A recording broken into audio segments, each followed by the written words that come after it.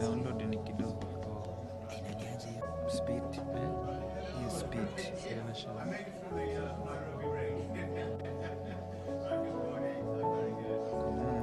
So weke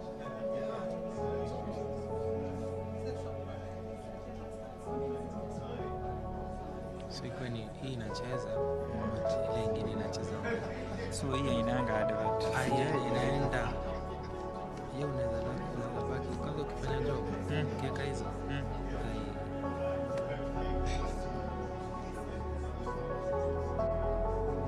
So umefanya ile switch mtu aiziona hii screen ingine sana. Si iko sahi kwa nini screen ya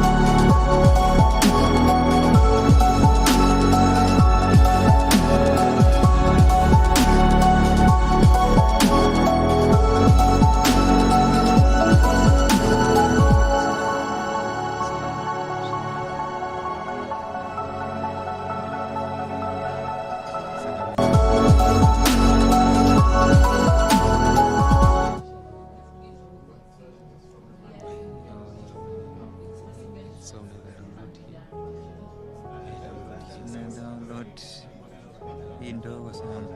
And then sasa hii utaiweka ibaki kwa loop tu. Sawa, acha nisikize hizo zingine nitakwambia. Sawa.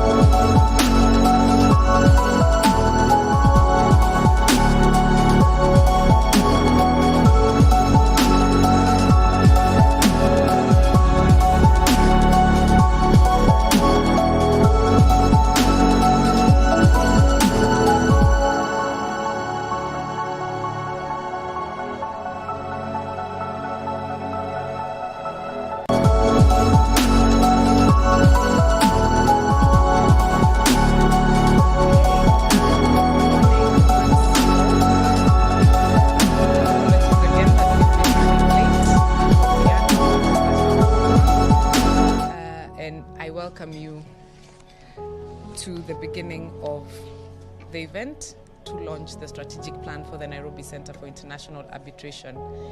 Before we get into the program, in the usual manner, we will have the national anthems for Kenya and East Africa play. Steve, are we ready with the anthems? So in that case, please let's be upstanding for the anthems.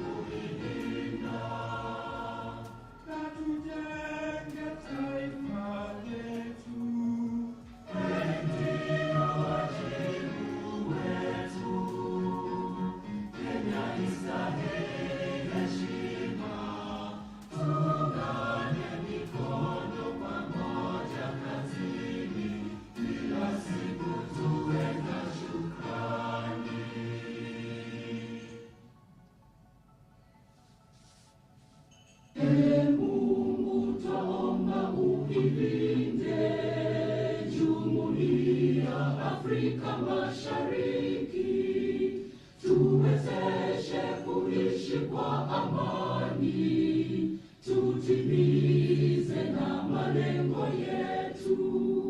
Jumuiya yetu sote tulilinde, tuajibike, tuimarike, umoja wetu ni nguzo yetu, idumu jumuiya yetu.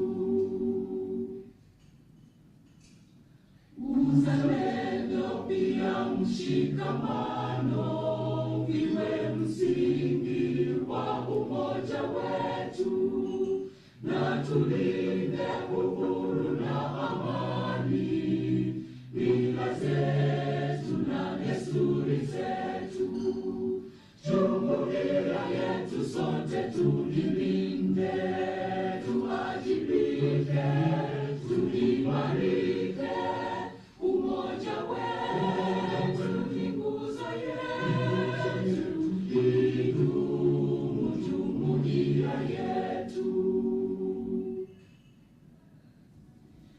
Viwandani na hata mashambani, tufanye kazi sote kwa makini, tujitoe kwa hali na mali, tulijenge jumuiya bora.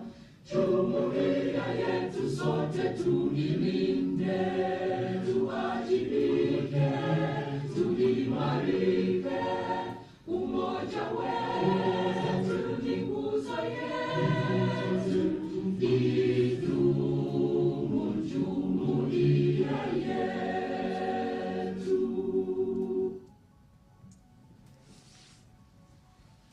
Thank you so much. You may be seated.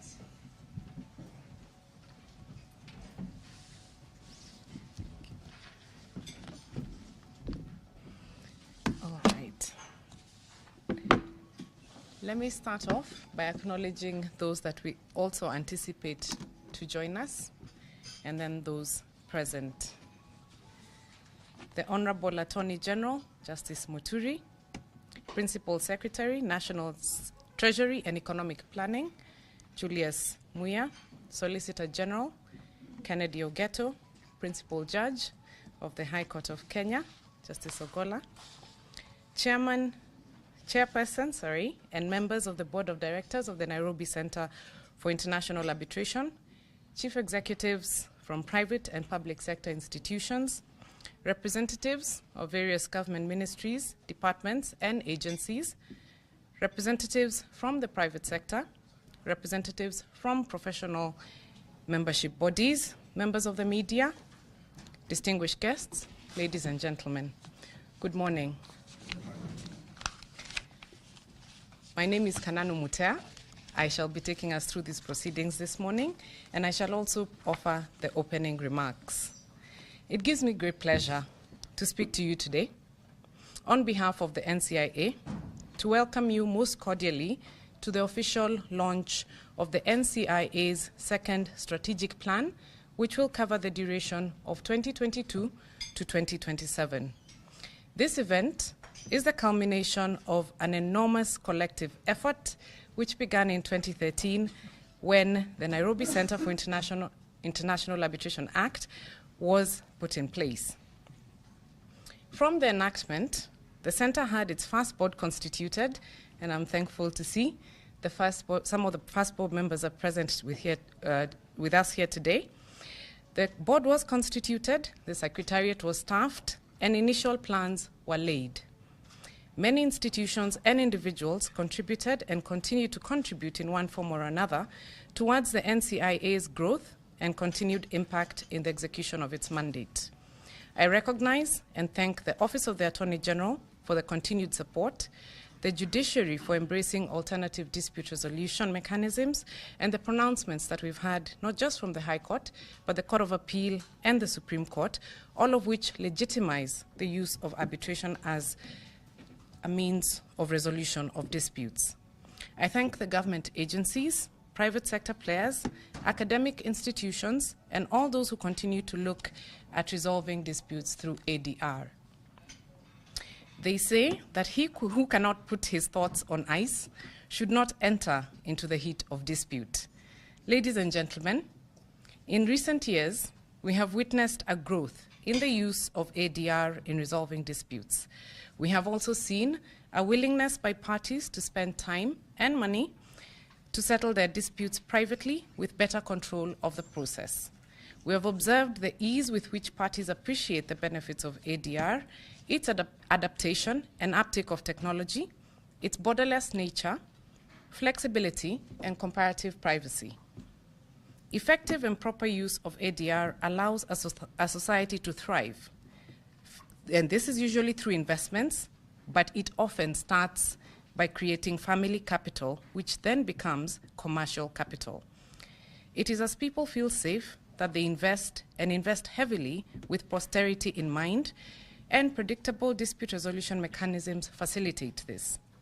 We continue to develop professionals and institutions who are excellent and attuned to the ever-changing needs of our society.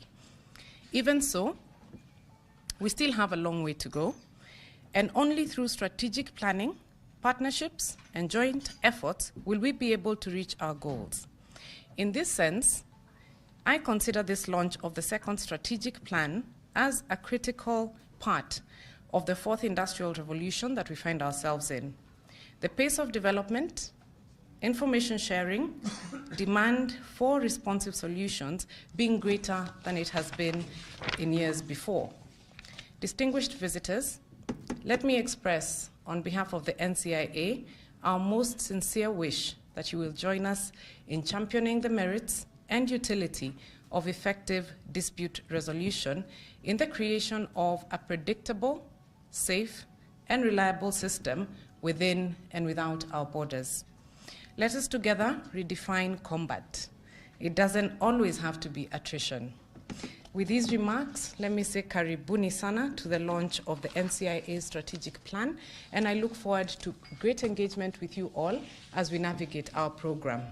For now, allow me to please welcome the CEO and Registrar of the Nairobi Center for International Arbitration, Lawrence Moirore, to give us an overview of the strategic plan. Karibu, Lawrence.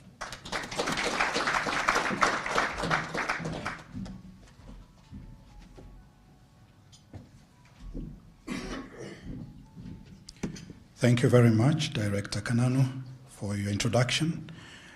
Let me also acknowledge the guests present and also who will be present. The Honorable the Attorney General, the Principal Secretary, National Treasury, the Solicitor General, the Principal Judge of the High Court, Honorable Justice Ogola, the Chairperson of the Board of Directors, Nairobi Center for International Arbitration, and the Board Directors.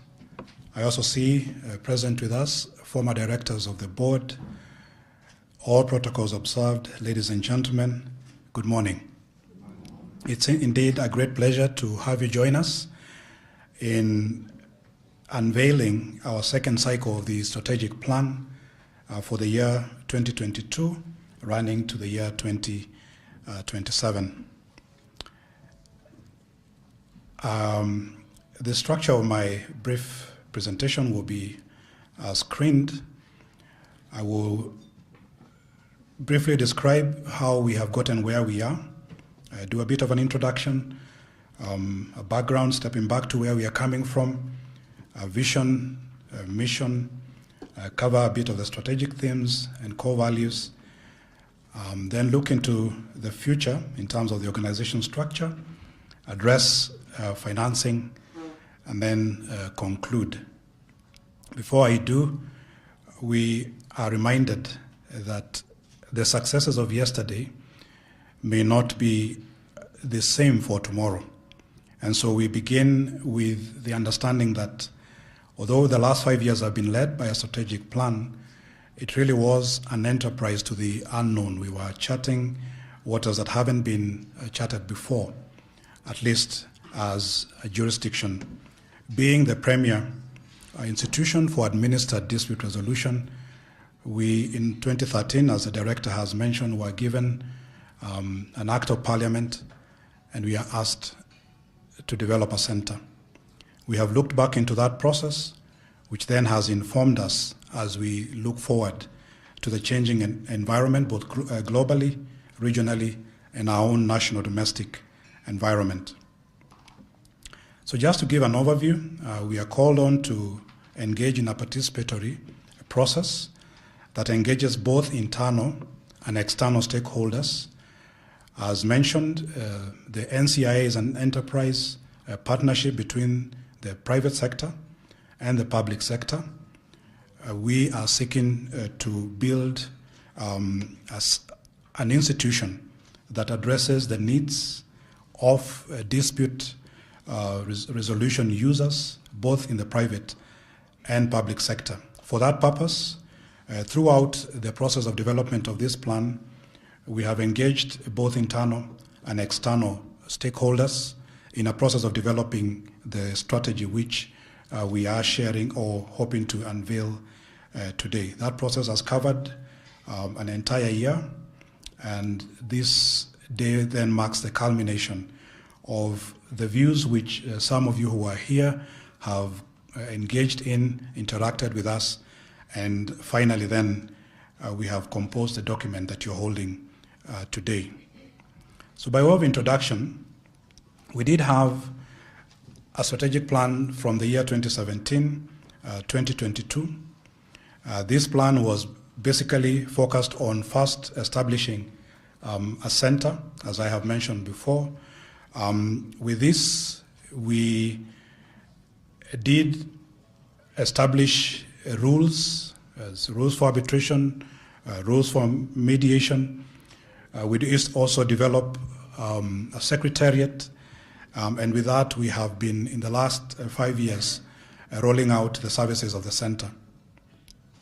In that period, we have managed to administer a total of close now to 100 cases. From our records, we have about 75 awards. None of those awards has been challenged, or at least to our knowledge has been challenged. That indicating that the parties have, although as dispute resolvers we say it's not often that parties will be happy with a decision, but at least they have settled with the legitimacy of the process and the credibility of the outcome.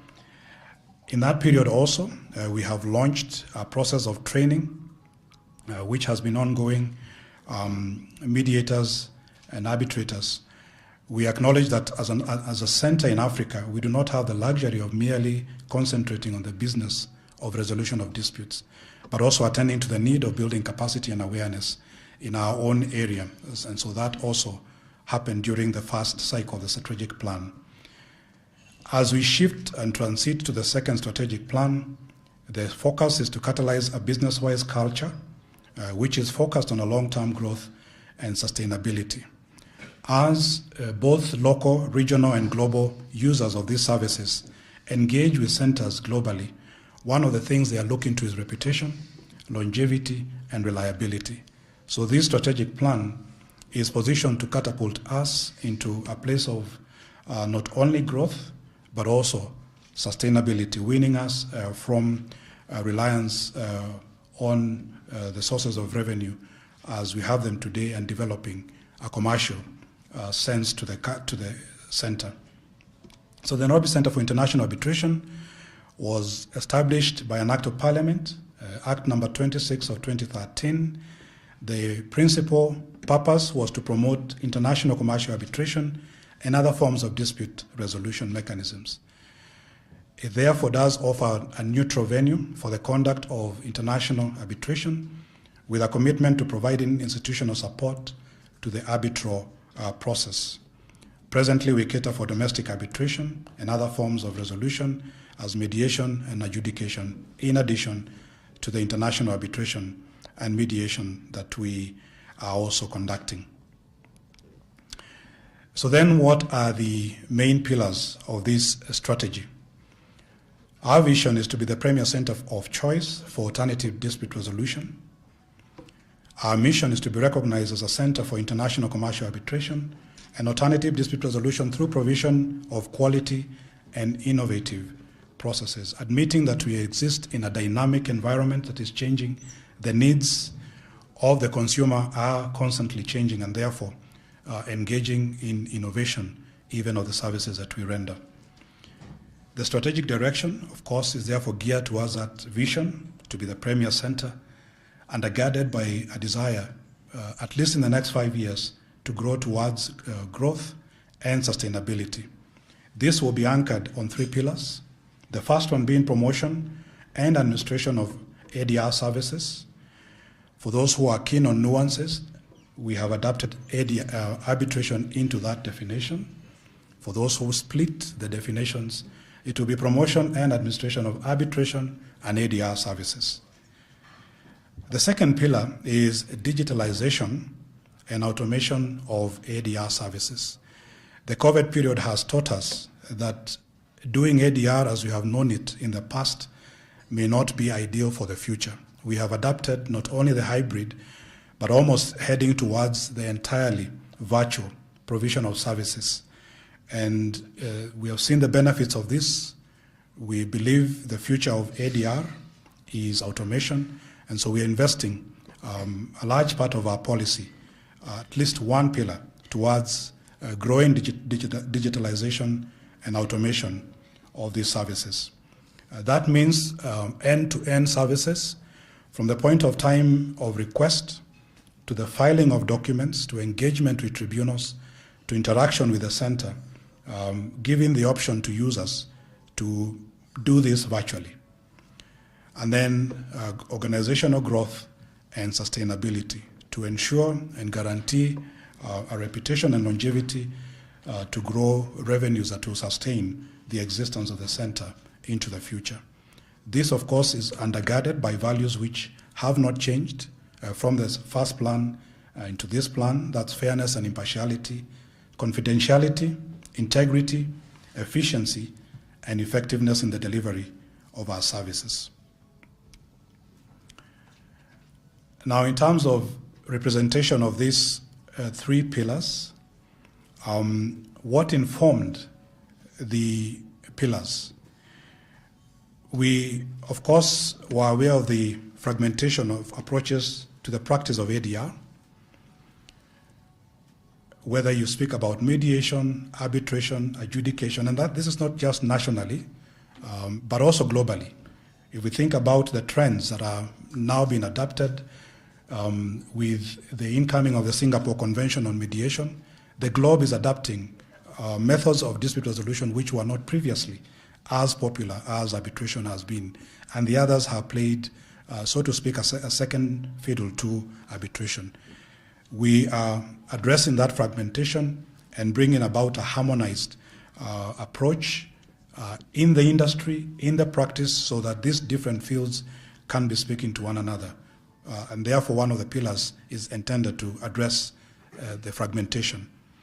Expertise in emerging international commercial investment, dispute resolution, as nations look to the blue economy, as the AFCTA is coming into place, building the capacity of users and practitioners, especially in the region, in investment dispute resolution and other forms of specialized areas. For instance, the Financial International Center Authority, which is also being established in Nairobi. Awareness of ADR and public awareness programs. Of course, as the Director has mentioned, the judiciary is in the forefront of promoting the use of ADR within its own processes, and therefore expanding the space in the practice. And that has informed the pillar of promotion and administration of ADR services as a whole. The pillar of digitalization and automation was essentially informed by the rapidly evolving user service automation preference. As we have engaged with users, especially during the COVID period, with adapting the Africa Arbitration Academy guideline and protocol on virtual arbitration, we have seen that increasingly the user is yearning for the ability to engage in these processes from the comfort either of their offices or their homes. It cuts back on costs. It has proven to be effective and efficient. Counsel sitting wherever on the globe without having to make trips across continents. It is also contributing to the global conversation on cutting the carbon print, and so therefore becoming a green arbitration promoter as an institution. The other pillar was informed by the review of corporate governance practices and mitigating risks. The more and more we adapt to the virtual space, the more and more we need to attend to regulation of data protection, institutional capacity gaps. So as we support these services, of course, addressing the institution's capacity to give effective and efficient services of this nature. All these are geared towards a center there, growth and sustainability, internally and externally. We envisaged certain aspects of the strategy as we formed it, certain presumptions that there will be a strong policy and legal framework aligned to the center's mandate. We admit that we exist in an ecosystem with other users, and so we are foreseeing a predictability in the policy and legal framework as we have it, if not an improvement, starting with our very own robust constitution. Adequate funding and resource allocation to implement the planned activities, a strong brand and increased public awareness for uptake of ADR, regular revision of our rules, as is often the practice with international centers, for innovation and best practices, diversification of services to offer new ADR options and expand the client base. For instance, if I could stop here and ask us, which areas are we investing, the business community especially, investing in most? Which areas is the region, East Africa for instance, focusing its attention on terms of growth of GDP? And are the methods which are currently in place able to address those areas? So thinking about dispute resolution boards, adjudication, and other forms of dispute resolution, expert determination, which we then could include to diversify the services the center is offering. And then lastly, cooperation and support of stakeholders, including the judiciary, academia, ADR institutions, professional bodies, and MDAs. If you have been in this industry long enough, you will, of course, come to accept that these bodies will very often interact. The judiciary will support ADR mechanisms, ADR mechanisms will need to be responsive to the legal environment within which they operate. So we sit at a point of convergence where we can be, in a sense, catalyzers of discourse, of conversation, and growth in a sense that is harmonized and that speaks one voice. Professional bodies in particular, I see representatives of the Law Society of Kenya acknowledging the presence of the President of the Law Society, a key stakeholder in these discussions. Then an able and competent secretariat to support the ADR services.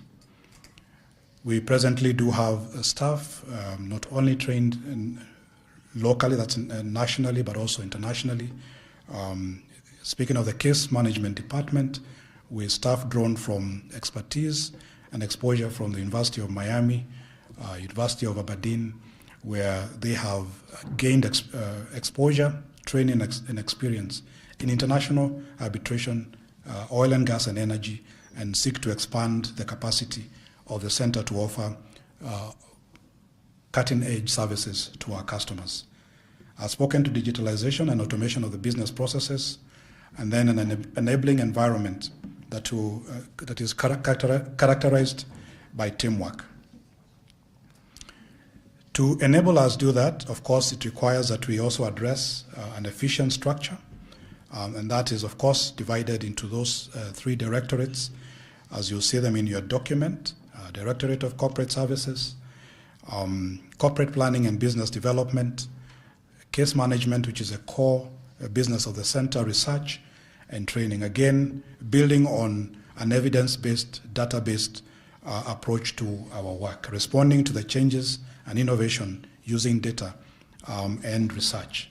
And we are extending a lot of focus on that area. Now, of course, these are the intangibles. In many ways, this will not work unless we also address the tangible. The question of shillings and cents. To finance this over the 5-year period, we have a sum there of 1.6 million Kenya shillings, which 1.6 billion Kenya shillings.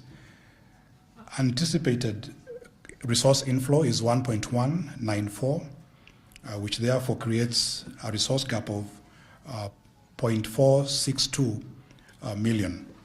Within the strategy itself, we have factored in strategies to address this gap, one of which is to engage with the National Treasury for strategic intervention as we speak about sustainability in the future and weaning off reliance on this line of funding with time.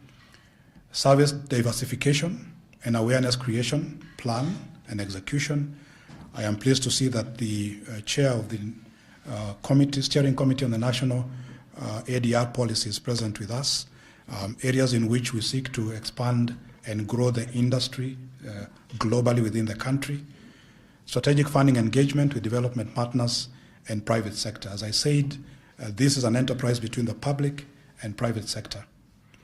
And so in the end, deploying these sources of finance, we hope to cut down on the gap and eventually meet the needs of the strategy.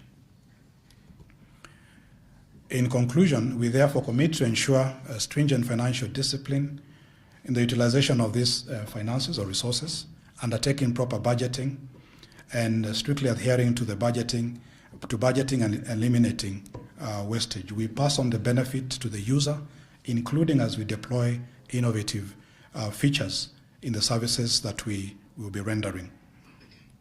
The overall goal of the strategy, as I have mentioned, just to conclude, is growth, not just for us internally, but growth for all of you. And the all of you here includes practitioners. The better the industry is structured, the more efficient the center is as a go-to place in a national space, the better for you. So when we talk about ADR being, whether it is accelerated decline in revenue or it is accelerated,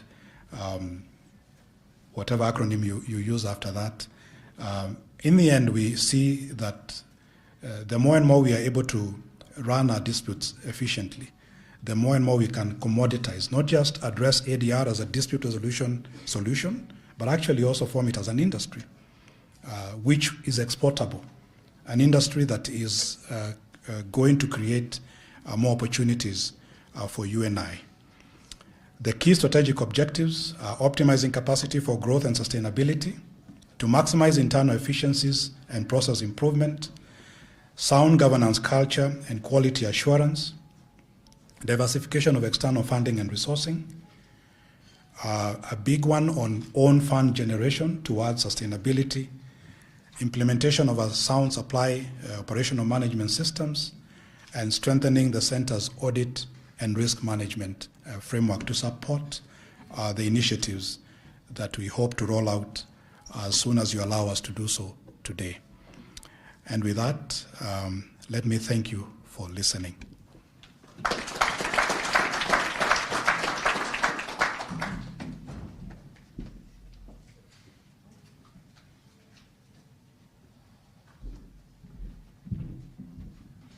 Great. I think now there's better clarity on what the contents of the strategic plan of 2022 to 2027 will contain. Now, as we look forward, we need to understand where we've come from and also partner with those who have started off this journey with us and will continue it going forward. I would like to welcome our next speaker to provide his remarks. John Ohaga, I don't think requires much introduction from me. He is a senior counsel, past director at the center, and an esteemed member of the Law Society. John, welcome.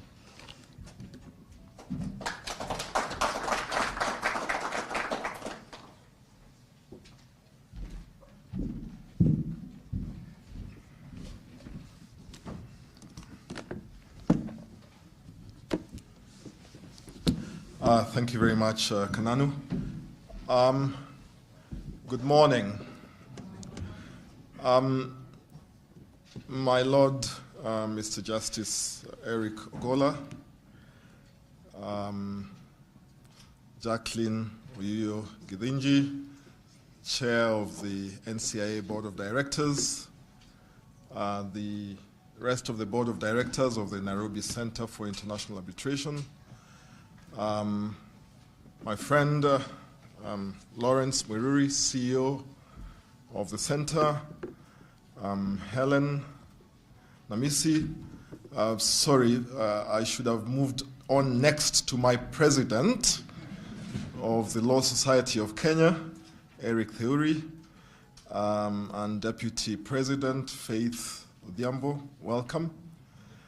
I see so many other faces that are familiar to me. My friend and former chair of the board of directors of the center, Arthur Igeria. Let me hope that I have fulfilled as many protocols as possible. Let me acknowledge Oscar Njuguna, CEO of the Nairobi Financial Center as well, a very important partner for the Nairobi Center for International Arbitration. It is truly for me a pleasure to be here this morning, not only because arbitration and alternative dispute resolution is at the center of a lot of the things that I do, but because I feel very strongly about the role of the Nairobi Center for International Arbitration in promoting our dispute resolution environment. And I think that you will all acknowledge how strongly I feel when you look at today's papers and find that our firm perhaps is the only real supporter of the Nairobi Center for International Arbitration, having put in a supporting and congratulatory message this morning. So I want to start by saying congratulations to the Nairobi Center for International Arbitration on the award of Best Arbitration Institution in Africa which was achieved, I think, a couple of days ago in Accra, Ghana, at the Congress of the Africa Arbitration Institution. That really speaks to the work that the Nairobi Center has put in to date in promoting itself, in propelling itself to where it is, and the work that the entire staff of the center has put in, work that I have to say that we are truly proud of. And so as we join you this morning in launching the strategic plan for 2022-2023 to 2026-2027, we want to also look back, and in looking back, be able to say that we truly believe that the strategic plan is an indicator as to where we want to be, and we want to associate with you in articulating the vision that we have as a center. But I also want to say that the last couple of years have taught me, as a leader in other areas, of the danger of strategic plans, because we saw what COVID did to many strategic plans. And so even as we think about this strategic plan and we implement it, we must think about flexibility, we must think about adaptability, we must think about the ability to innovate in order to fit into challenging situations that we find ourselves in.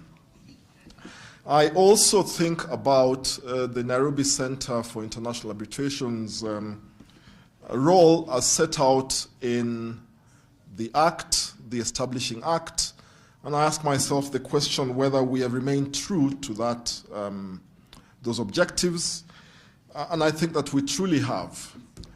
And so this morning I know that my role has been to speak on behalf of the ADR community.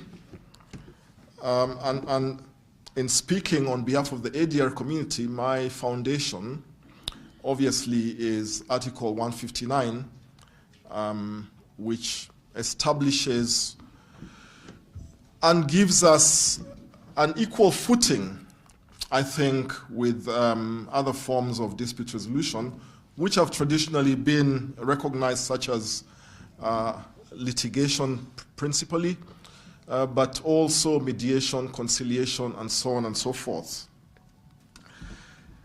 And that brings me to the question, what is our expectation as members of the legal fraternity, as users of arbitration, as persons who are involved in advising clients, but also who sometimes sit on the other side of the divide, deciding disputes, or promoting the resolution of disputes.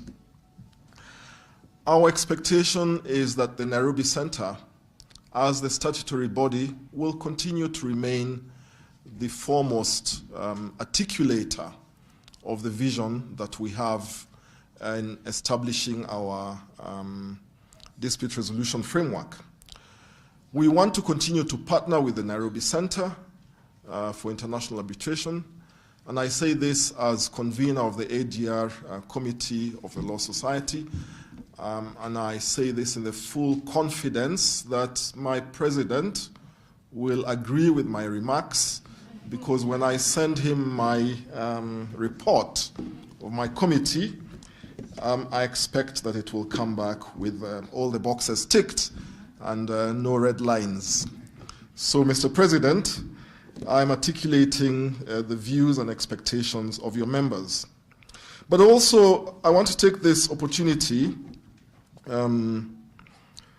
to say that we cannot establish this environment in the way that we perceive it, in the way that we desire to practice in it, without the partnership from the judiciary.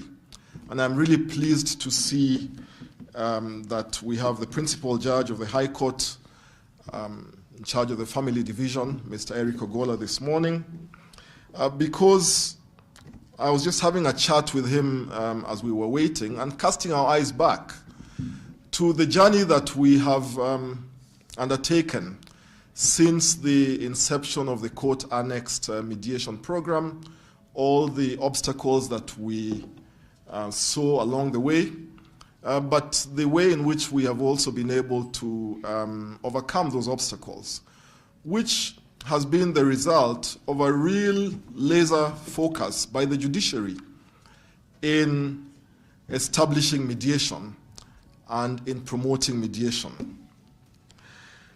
I think that arbitration has been a little more challenging because arbitration in many ways sits side by side with litigation, because it involves a decision-making framework, and the challenges arise from the fact that when decisions of arbitrators go to the courts are required to review them, but with a light touch. Sometimes the courts also struggle with the light touch. The courts also struggle with capacity. The desire of the arbitration community, which we have expressed time and again, is to have a specialized division of the High Court that would deal with matters emanating from decisions of arbitral tribunals, so that decisions emanating from such tribunals would be reviewed, dealt with, and concluded in as speedy a manner as the arbitral tribunals are hopefully dealing with it.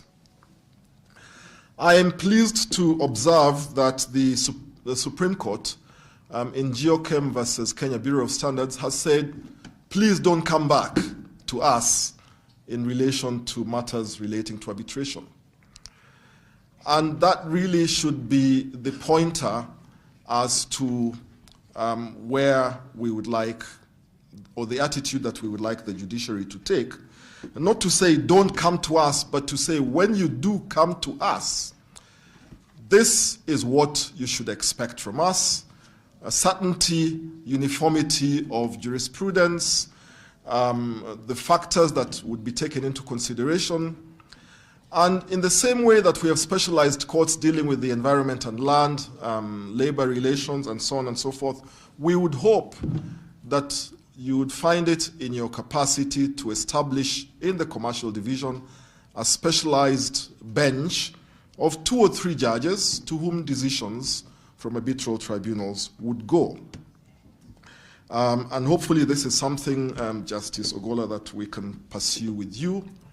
And I do know that even if we cannot pursue it with you in an official capacity, I can pursue it with you in my personal capacity, because in the arbitration community we try to make disclosures about conflicts of interest, and I needn't overstate that.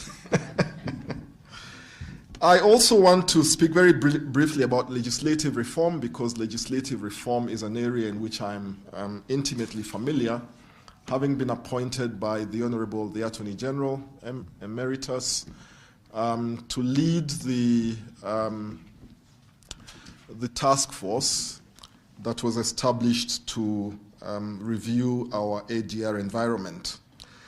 I truly believe that it is time to overhaul our Arbitration Act, to bring it into line with international best practice, to bring in place innovations which we see internationally, to make it more vibrant.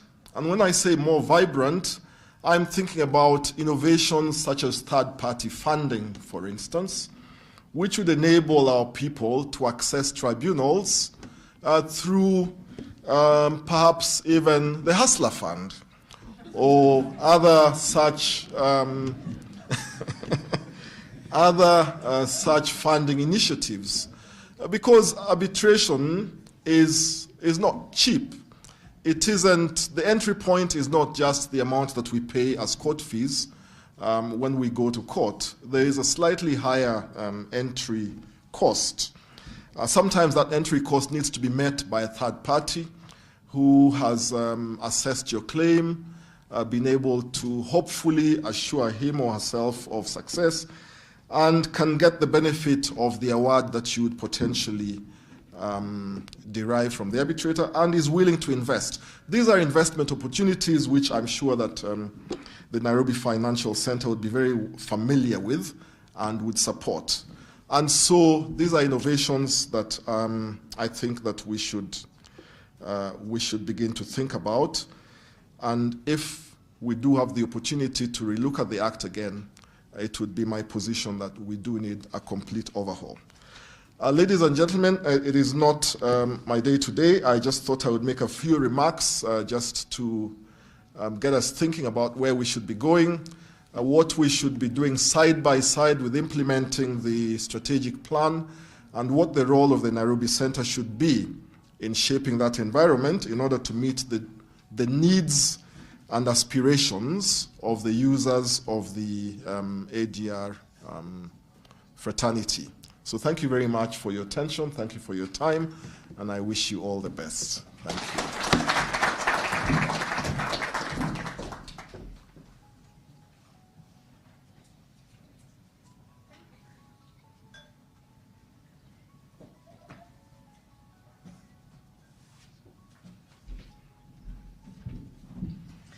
Thank you so much, Senior Counsel. Next, I have the pleasure of inviting Arthur Egeria, who is the former board chair, immediate former board chair of the Nairobi Center for International Arbitration, to please give us his remarks as well. Karibu.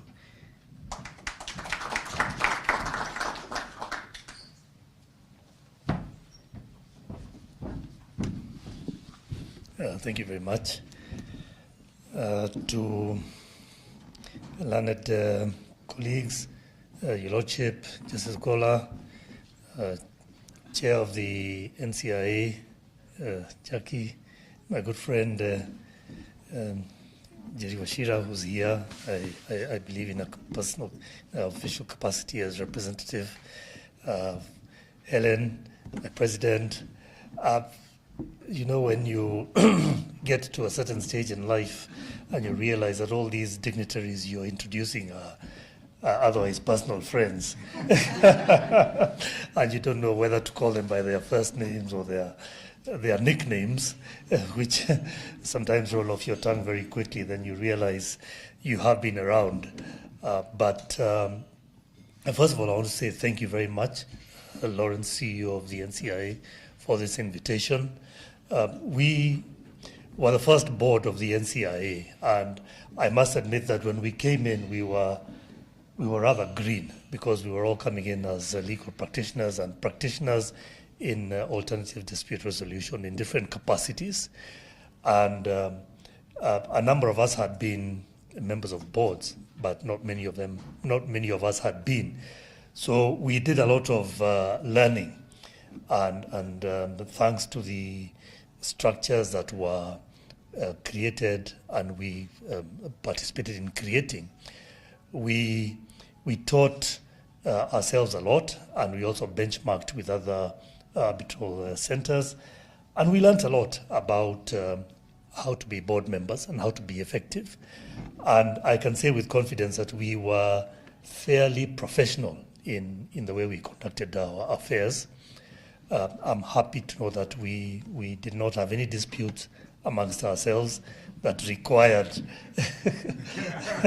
resolution in any way whatsoever, whether through mediation or arbitration. And we did well as a board. We were handed a baby that was literally kicking and screaming and wondering what to eat and how to feed this baby. But I think at the end of our tenure, we had established systems, committees, and I want to thank you, Lawrence, because you were very instrumental in ensuring that when we left, we handed over a very, very sound organization to the next group that came in. We were strong adherents to the principles of corporate governance and John can attest to that. We restrained ourselves from getting into situations that could even have been perceived as having created conflict of interest. And so to that extent, I believe we did well. And to those board members who are here, I can see Mr. Waigi Kamau across there, and anybody else who I haven't mentioned. I want to thank you for the support you gave me as chair of the NCIA during the time that I chaired the board. Going forward, I can see that the center is growing, and the current board members are doing a good job. And so I want to congratulate you for the work that you've done, and I want to assure you of our continued support as practitioners, as colleagues, as friends, in whichever way that you would require support as you continue to grow. Congratulations on this, on the launch of this strategic plan, and I know that you will do an even better job than we did when we were there. God bless you, and have a good day.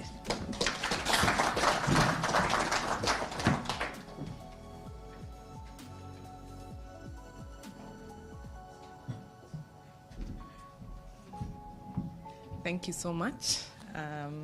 Arthur, as you say, maybe one ought not to take too many liberties with the first name, but thank you so much, Arthur. Next is to give some remarks. I mentioned membership bodies when I made my opening remarks, and one of the bodies that we aim to work very closely with is the Law Society of Kenya. Because we're in the county of Nairobi, we have a representative and indeed the chair of the Law Society of Kenya Nairobi branch, Ms. Helen Namisi, who will provide her opening remarks. We aim to work very closely with the profession in ADR. Asante sana.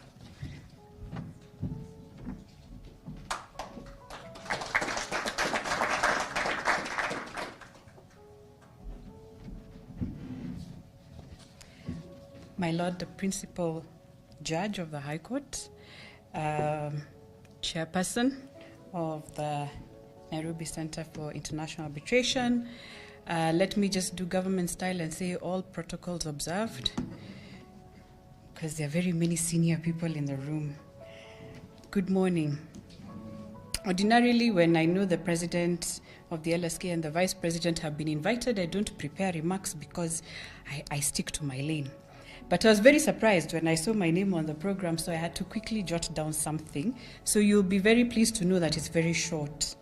I am quite honored to have been invited today to this occasion when you're launching your second strategic plan. I congratulate the board and the secretariat with coming up with what seems to be a very well thought out and elaborate strategic plan. Having listened to Mr. Mwiruri earlier, it is quite clear that you are destined for greater heights. And so on the part of the Nairobi branch that you wish to work very closely with, I wish to reassure you of our commitment to ensure that practitioners, legal practitioners, actually embrace ADR in terms of training, in terms of participating in the processes, and so that we can have less resistance from the accelerated decrease in revenue, and that they may embrace arbitration as well as mediation, because for sure this is one way of dealing with the backlog, my Lord. I'm sure you'll appreciate that effort. And so with that, I say congratulations and have a wonderful day. Thank you.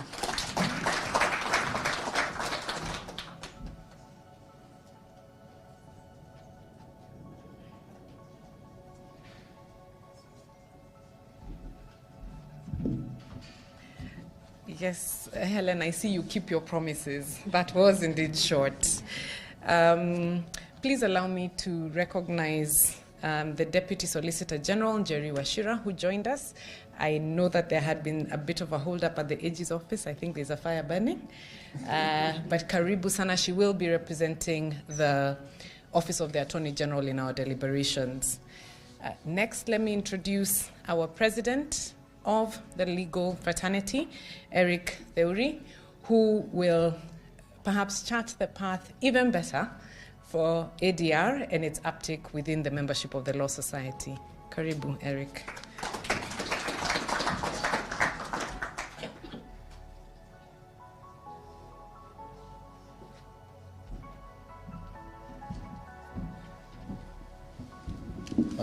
Thank you so much, Kanan. The principal judge, the chair of NCIA, and let me follow the protocol that has been set by my chair, lest I am evicted from the branch, by saying all protocols observed. I think at our annual conference, one of our speakers said that sometimes when you walk into a room and there are so many powerful people, you say, I fear you all.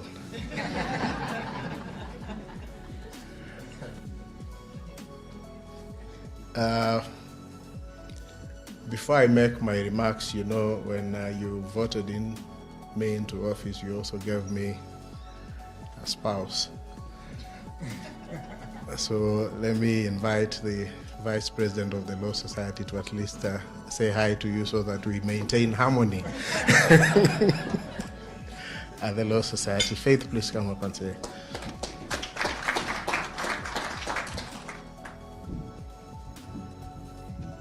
Good morning, everyone. All protocols observed. Just to say, the President is just kidding with you, he's just pulling your leg. We are working well together. And also as a practitioner of ADR, it's exciting for me to be here and support the work of the chair and your entire team. I wish you all the best.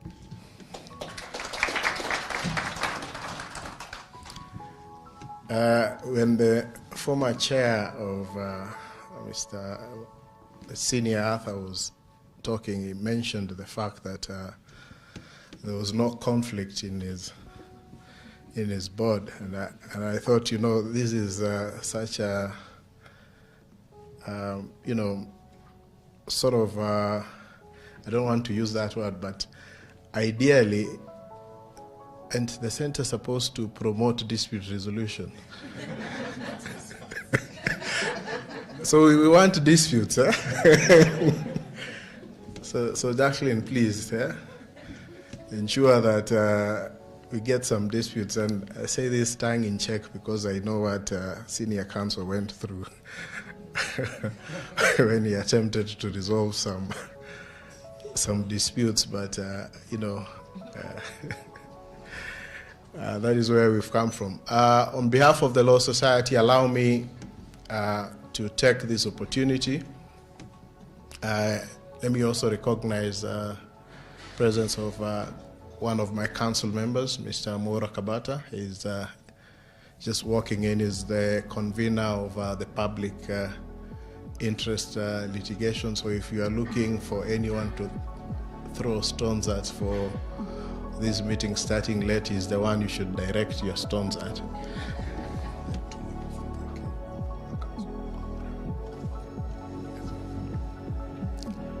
Allow me also to recognize some of the members from the who have joined us on the delegation from the UK and Wales. Can I just ask them to stand up so that you can acknowledge them? So let's give them a round of applause. We've had extremely engaging discussions over the last 2 days, and looking at all these issues, among them arbitration, international arbitration. And I think it looks like the future is bright, but we need to put in the hard work. And so therefore it is extremely gratifying that we are here to mark the occasion where we are launching the strategic plan that is supposed to take us into the future and also afford us an opportunity to look at the past in terms of the things that we have done. And it is often said that what gets measured gets done. So over the course of the last 2 days, as we were having our interaction, we several challenges were thrown to the chair and to ourselves as a membership and senior counsel John. There's something which you have spoken about in terms of third-party funding, and I think that it's time for us to have those kind of discussions, and I would be happy if we say that maybe there is a need to completely overhaul the law relating to arbitration. You all remember, members, that we did set up as a law society a task force that is supposed to also look at our practicing environment. And because this is a contemporary issue that is coming in, perhaps also as we look at arbitration and as we look at the law society practice regulations, these are perhaps some of the innovative features that work in other countries that we need to perhaps consider. It's probably time to consider. So I'm delighted that you have mentioned that, and I hope that, and I want to throw a challenge to the practitioners that as we look at reviewing our legislation, let us look at it with the future in mind. And the future is that ICT and technology are going to impact the practice of law to an extremely large extent. It is no longer be limited to the border, and so we need to begin to look at those challenges and ask ourselves, how do we prepare ourselves for the challenges of tomorrow? And I think that the occasion that we come to mark today is a pointer, and a significant pointer, to the fact that we have to use our experiences today and yesterday to prepare for the future. Of course, sometimes you make plans, but you don't achieve them. But the failure to make plans is a guarantee that we are going to fail.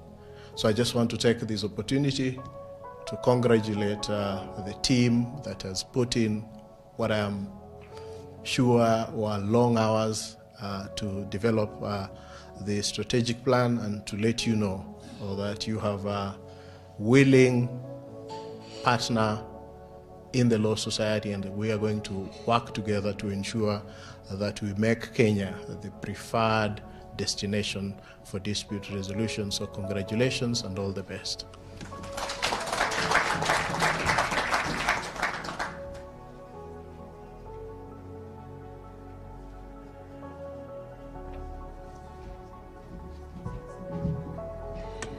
Thank you, Eric, for those remarks. As we move on with the program, allow me to introduce the current chair of the board of the Nairobi Center for International Arbitration, Mrs. Jackie Oyuyo Githinji, who will take over the program from here. Thank you.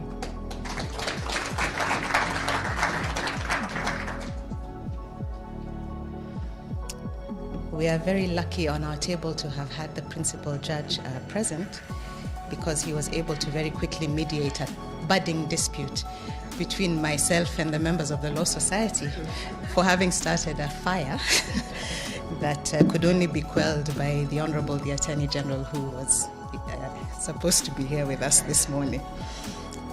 So our chief guest, the Honorable the Attorney General, the Honorable Solicitor General, represented here today by Ms. Njeri Wachira, Deputy Solicitor General, judges and judicial officers represented here by the Principal Judge of the High Court, Justice Eric Ogola, the representatives of public institutions, the heads of public institutions of various government ministries, departments and agencies, captains of industry from the private sector, representatives and the leadership of professional bodies, including the Law Society of Kenya, the Law Society of Kenya Nairobi branch, the UK Bar Council, some of which I interacted with yesterday, the NCIA board members, here present, and I'll request you to stand. NCIA board. So allow me to very quickly introduce those board members who have not had the opportunity then to be on this podium this morning. Waige Kamau, who represents the Attorney General on our board. Samuel Mbiriri, representative of the Chartered Institute of Arbitrators. Lynette Vitisia, representative of the National Treasury. Kananu Mutea, who is our MC and also chairs our Business Development Committee at the Center. Thank you. I also convey the apologies of Judge Judy Omange, who represents the Office of the Chief Registrar, and Aisha Abdallah, who is a practitioner and representing the National Chamber for Commerce and Industry. I also recognize the past board members, our previous chair, my senior, Arthur Igeria, his previous vice chair, John Ohaga, senior counsel, NCIA Journal editorial board members. I think I saw Brian somewhere. There you are. NCIA staff here present. Some of them are branded so easy to identify, some are not. I'll request them to wave from wherever they are. Any member of NCIA staff? Thank you. Thank you.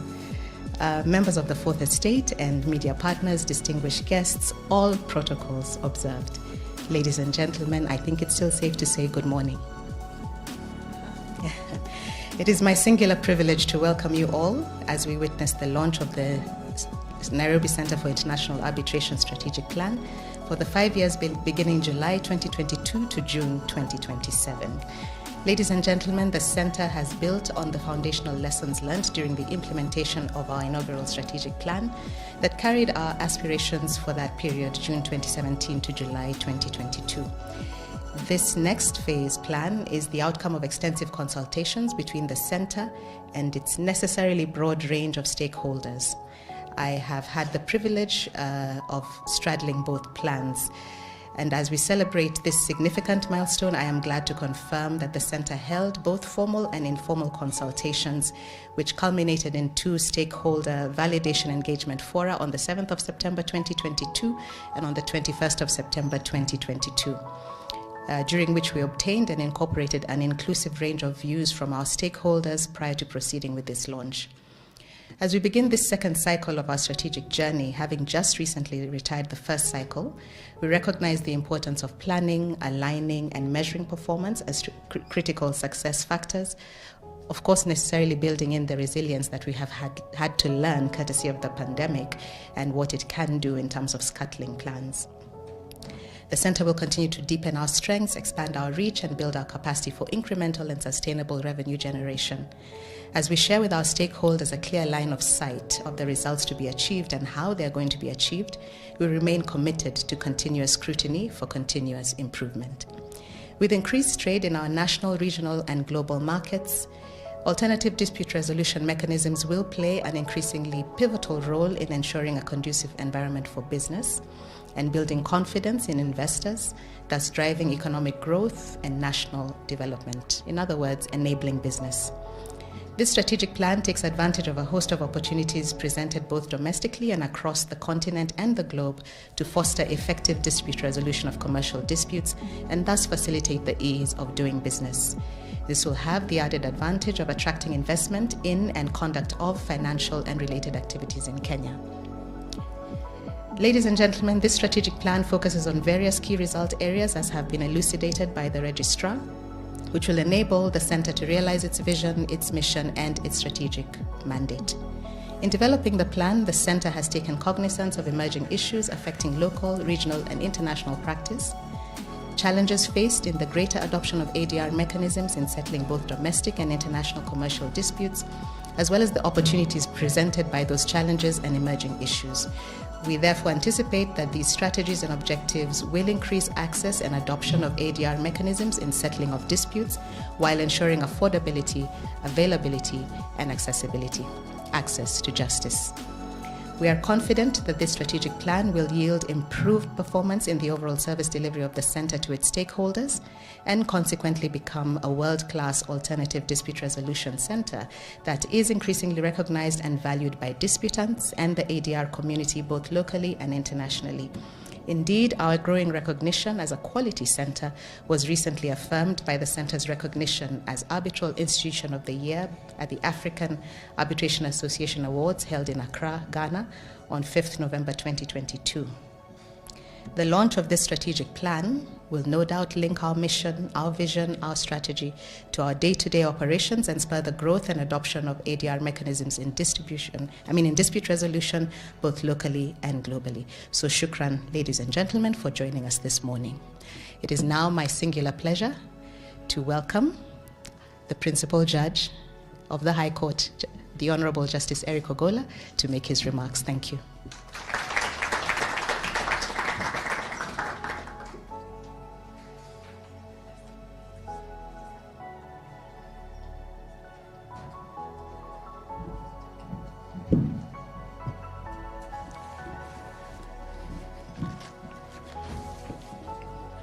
Should I say good morning? Is it still good morning?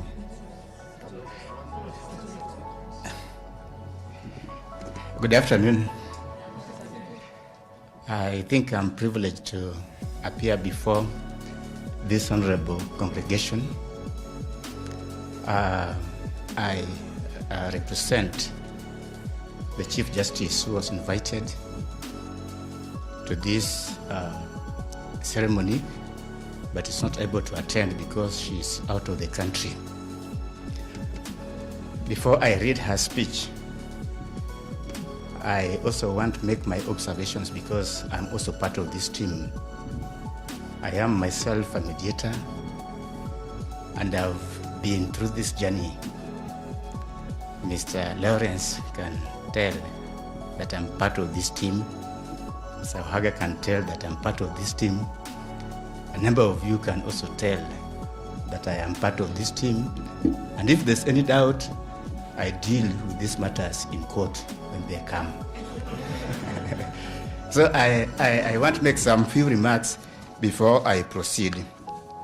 I want to acknowledge everybody. I appreciate that majority of us here are lawyers, and probably you have appeared before me either in Nairobi. I was in Nairobi for a long time in the commercial division, or in Mombasa, or in Eldoret. I acknowledge Mr. Kabata here has appeared before me. Ms. Mburugu has appeared before me. And some of you who I may not have seen. I am very happy to acknowledge the protocols. Njeri Wachira, Deputy Solicitor General, I acknowledge you. I acknowledge the President of the Law Society of Kenya, Mr. Eric Theory, and the Vice who is Faith who has stepped out. I acknowledge Ms. Namisi, the Vice Chair, the Chair of the Law Society Nairobi. I want to acknowledge Mr. Igeria for the good work that you've done and which we are celebrating today. I want to acknowledge the team from England for joining us. I want to acknowledge all of you. The little time I was here, I recognized that I came to know that I have a relative in this place, and relative is none other than the chairperson of the chairperson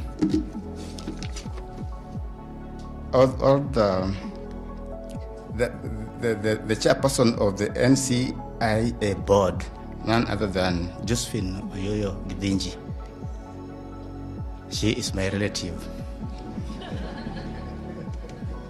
More importantly, there's somebody who came here and called me my lord. That person ought to have called me my father. Mr. Ohaga, Senior Counsel, I want to acknowledge you. Mr. Ohaga is my nephew. If you come to our home, you'll first of all reach his house, then you come to my house, because children build in front of their fathers. So he decided to call me my lord, but he ought to have called me my father. Thank you very much, my son, for what you have been doing, and the results of your work are known even in the village. Thank you. Yes, to what we have here, I want to make some contribution. When we talk about arbitration, mediation, and alternative dispute solution, I want to make a contribution in the blue economy. I heard somebody talking about blue economy. And when we are talking about blue economy, as lawyers, we zero in on admiralty practice. This is one area where there's a lot of money to the advocates and a lot of income to the economy, the blue economy. But in Kenya, we have never taken this seriously. We don't have the legal apparatus to operate or operationalize this area. The Adjudicator Act, Section 4, says that the applicable law in administrative practice in Kenya is the law of the Supreme Court of England. And for a long time, we have never thought that we can have our own indigenous admiralty regime. I am very passionate about maritime law because that's my area of expertise. There are so many challenges here because many of you don't take that area seriously because you think administrative practice is practiced in Mombasa and you don't want anything to do with Mombasa. But there's a lot of money in that area and there's a lot of interest for our country also in the blue economy. I did my admiralty law in South Africa, and it was very interesting because in any proceedings in court, the first thing which will have to be determined is the applicable law. And in that country, the applicable law in admiralty law and practice is either the law of common law of South Africa, the common law of England, or Roman Dutch law. So it normally takes days to determine the applicable law, and that area, it's a very rich area of practice. But in our case, when a ship has been arrested, somebody gives you instruction from Greece that a ship is coming to Mombasa, go and arrest this ship. You go and use some forms, procedure which does not even involve law, and then you arrest the ship. The next thing you are asked by the person who has given you instructions is, what is the applicable law so that we can prepare for the case in Mombasa? You go and do your proposal, your research, and say that the applicable law is the law of England. And then the person who has given you instruction is a person from England. So he wonders what further relevance you have. And that's the end of your practice. You'll find that in various carriage charter parties is the contract of carriage. Various charter parties indicate that in the presence of any, in the event of any dispute, arbitration will take place either in London, depending on the kind of charter party, or in New York, or in Amsterdam, or in any such city. Nothing to do with Mombasa, nothing to do with Kenya, nothing to do with anywhere else in East Africa. So the work is taken away from us, whether as argument as a substantive claim in court, or whether as an arbitral proceeding to take place in arbitral forum. We don't have any jurisdiction. Then how will we ever grow? How will our lawyers grow in this area? Mr. Haga, in the reforms that you are taking up, please liaise with me so that we can come up with an indigenous admiralty law for Kenya.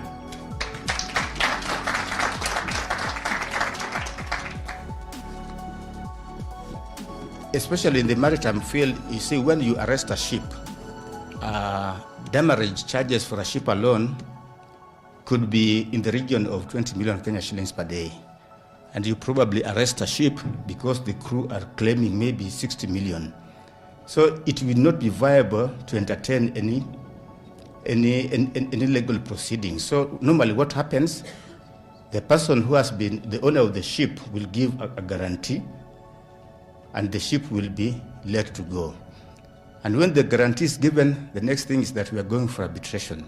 Where? We are going for arbitration in London, or we are going for arbitration in New York, or in Amsterdam.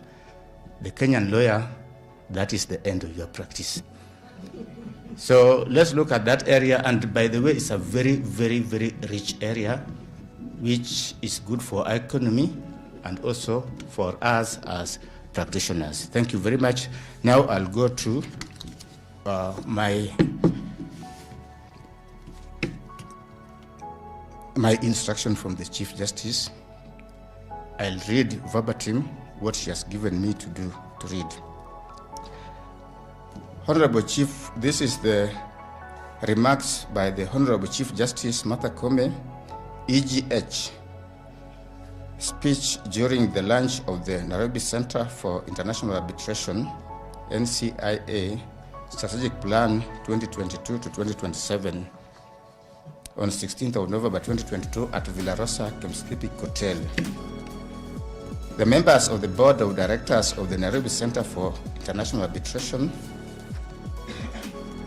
the Registrar, Chief Executive Officer of the Nairobi Center for International Arbitration, distinguished guests and members of Chartered Institute of Arbitrators, ladies and gentlemen, let me start by thanking the leadership of the Nairobi Center for International Arbitration, led by the Registrar, Chief Executive, Mr. Lawrence Muiruri Ngugi, for the honor of inviting me to give the keynote address during the launch of your strategic plan for the period 2020 to 2027.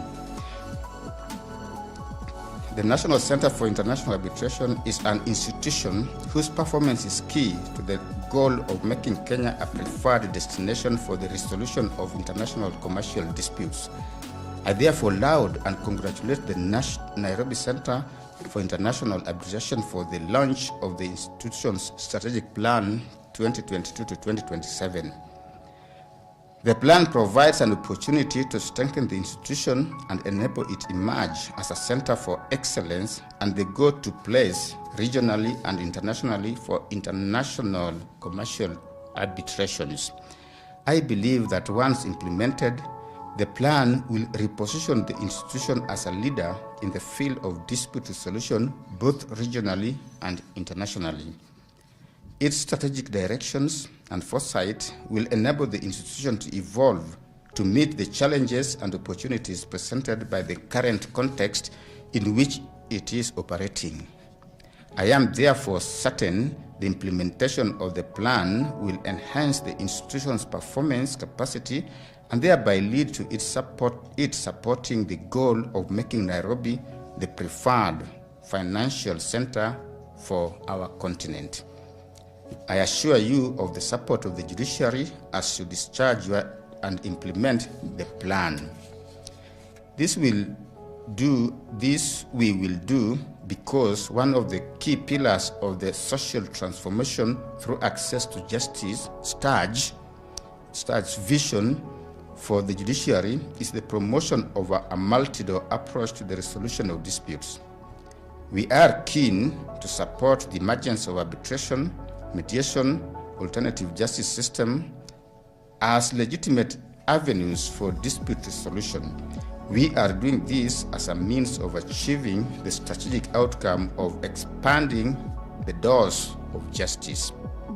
Ladies and gentlemen, while for a long time Kenyans have approached the delivery of justice as the exclusive preserve of the judiciary, the 2010 Constitution envisages a broader dispute resolution system.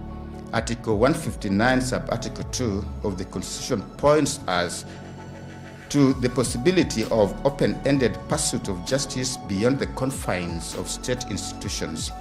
It does this by commanding the judiciary to promote the use of alternative forms of dispute resolution, including recognition, including reconciliation, mediation, arbitration, and traditional dispute resolution mechanisms. These alternative forms of dispute resolution allow for the resolution of disputes outside the courts. By commanding us to embrace the multi-institutional approach to the pursuit of justice, the Constitution is alive to the need for efficient and timely delivery of justice. It should be appreciated that the courts are not the sole forum for the delivery of justice.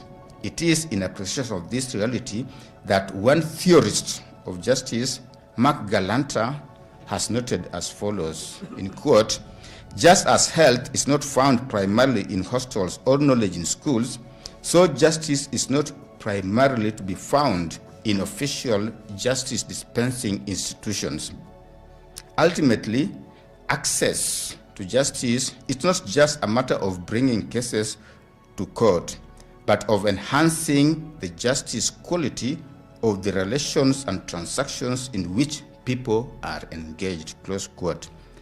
The multi-door approach to justice has the potential of deepening access to justice.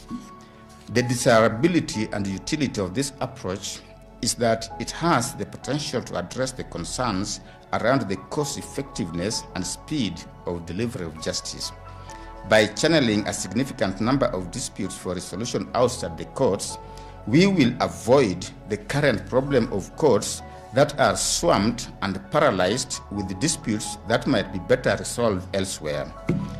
In a domain where time truly is money, parties to commercial disputes are increasingly embracing mediation and arbitration to resolve their commercial differences quickly so they can invest the money that would have been held up in courts in lengthy litigation process. It is worth noting that there has been a significant rise in the uptake of mediation as an avenue for resolution of disputes in Kenya since the judiciary rolled out court-annexed mediation in 2015. The resolution of significant number of commercial disputes through mediation has channeled a significant amount of money back into the economy for investment. It is notable that in the last financial year, that is 2021-2022, that financial year saw the strengthening and expansion of alternative dispute resolution mechanisms. Our court-annexed mediation program was expanded to an additional 8 court stations during the year. This means that court-annexed mediation is now operational in 94 court stations. This period also saw the referral of 2,245 matters to mediation by various courts and resolution of 1,918 of the referred matters. To give example from some of the courts, during the last financial year, the Employment and Labor Relations Court utilized court-annexed mediation and referred 127 disputes to mediators who were able to successfully conclude 95 of these disputes, resulting in the freeing up of Kenya shillings 482.5 million back to the economy. In the High Court, 66 cases worth Kenya shillings 554 million were successfully resolved through court-annexed mediation. The judiciary has also enhanced its training at the Kenya Judiciary Academy on alternative dispute resolution. The Kenya Judiciary Academy has undertaken trainings and seminars geared towards sensitizing judges and judicial officers on the constitutional edict in Article 159, Sub-Article 2 of the Constitution that they ought to promote alternative dispute resolution mechanisms such as arbitration and mediation. In addition, the utility of these avenues in meeting the judiciary's goal of having an expeditious and efficient justice system has been emphasized in Kenya Judiciary Academy's training programs. In addition, the judiciary is providing mediation and alternative justice system suits in court stations where we have the requisite physical infrastructure. to accommodate the suits. An example of this is the Kajiado and Nakuru mediation and AJS suits. AJS is Alternative Justice System. AJS suits that are hosted within the premises of the Kajiado and Nakuru law courts. In conclusion, the judiciary is actively promoting and supporting the embrace of alternative dispute settlement processes and sensitizing litigants that the avenues for justice available to all aggrieved persons for access to justice are not confined to court litigation. We see the alternative dispute resolution mechanisms as avenues for litigants to resolve their conflicts in an efficient way, thus strengthening social harmony in our communities and state stability. Once more, I assure you of the support of the judiciary as you implement this strategic plan 2020 to 2027. Congratulations and thank you. Honorable Chief Justice Martha Koome, EGH, Chief Justice and President of the Supreme Court of Kenya. Thank you.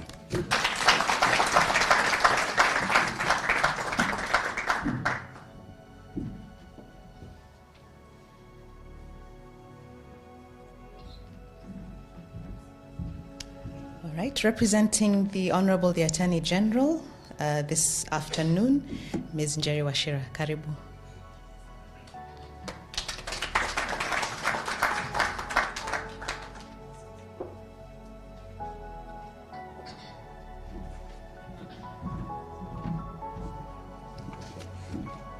Good afternoon.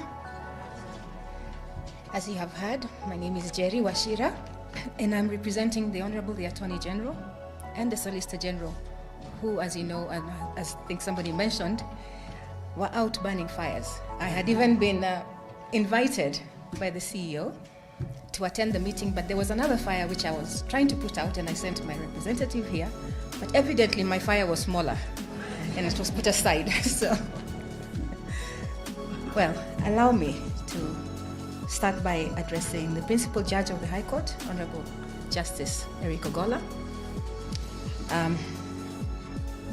the Registrar of MCIA, Mr. Lawrence Mwirore, the Chairperson of the Board of Directors, Ms. Jackie Oyuyo-Gilenji, the NCIA Board of Directors, the President of the Law Society of Kenya, Mr. Eric Theuri, Senior Counsel, John Ohaga, my senior, Arthur Igeria, Mr. Obra, I see you there. All protocols observed, distinguished guests, ladies and gentlemen. Allow me, first of all, to just congratulate you for this auspicious occasion when you're launching the strategic plan. As was mentioned by Arthur, I think when you've been around, when I look around the room and I realize I know most people, then I know I have been around long enough. Your Lordship, we belong to a certain club together, the MV90. So we do sail together on certain other seas. Yeah.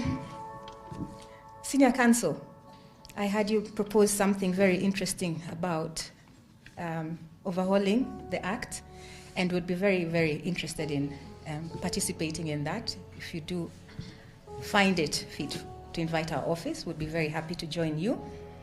I sit on another end of the equation, whereby we are the ones handling the international arbitrations on behalf of the Republic of Kenya.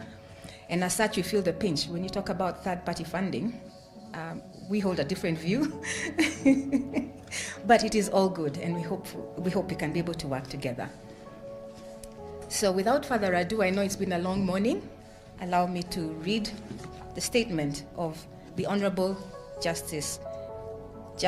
Honorable Justine Muturi, EGH, and Attorney General, during the launch of the Nairobi Center for International Arbitration Strategic Plan in Nairobi on the 16th of November 2022 at the Villa Rosa Kempinski. Allow me to read it verbatim. Those are my instructions. And by the way, I think this is the third Attorney General that we're having who has been holding the the hand of the NCIA, so this is very, very dear to us as the Office of the Attorney General and Department of Justice. The Principal Judge of the High Court, Honorable Mr. Justice Eric Ogola, the Honorable Lady Justice Judith Omange, who I understand is not present here today, the Principal Secretary, National Treasury, Dr. Julius Muya, and I guess is represented by the Director of the Board, the President of the Law Society of Kenya, Mr. Eric Deuri, Senior Counsel John Ohaga, distinguished guests, ladies and gentlemen, it is my great pleasure to join you at this auspicious occasion at the launch of the Nairobi Center for International Arbitration Strategic Plan for the period 2022 to 2027. Please allow me to congratulate the Center for developing an elaborate strategic plan that will pivot the alternative dispute resolution sector to the next level. This plan defines the strategic direction that NCIA will be taking in implementing its mandate in the next 5 years. It is worth noting that during the Center's first strategic plan, emphasis was on ensuring the operationalization of the NCIA through the development of the requisite organizational structures and policies.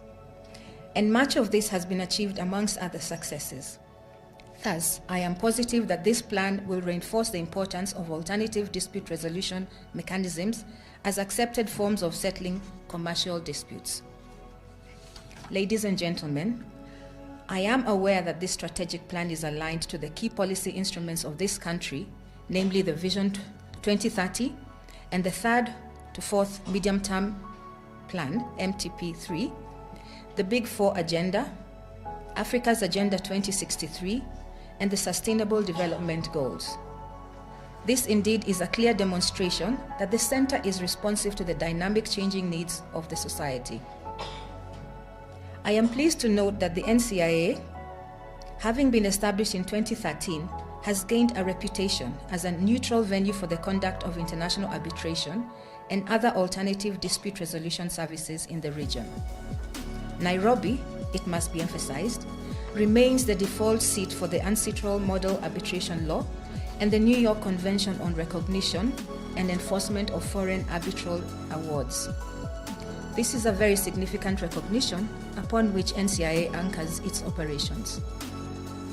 The preference for Nairobi as a neutral seat is also recognized by, among others, the Singapore Convention on Mediation, which facilitates international trade and commerce by enabling disputing parties to easily enforce and invoke settlement agreements across the borders.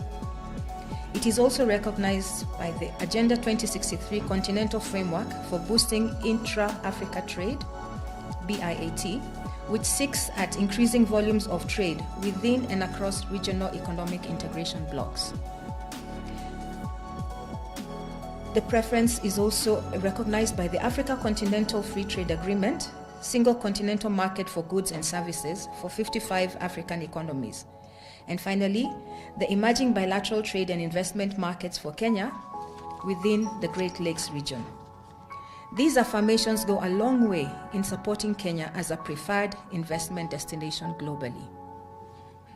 Ladies and gentlemen, allow me to reiterate that major economies attribute their growth to the increase in foreign investment and business opportunities. This increase in foreign investment and opportunities present grounds for international disputes where foreign investors prefer to settle for alternative dispute resolution as opposed to settling the disputes in local courts.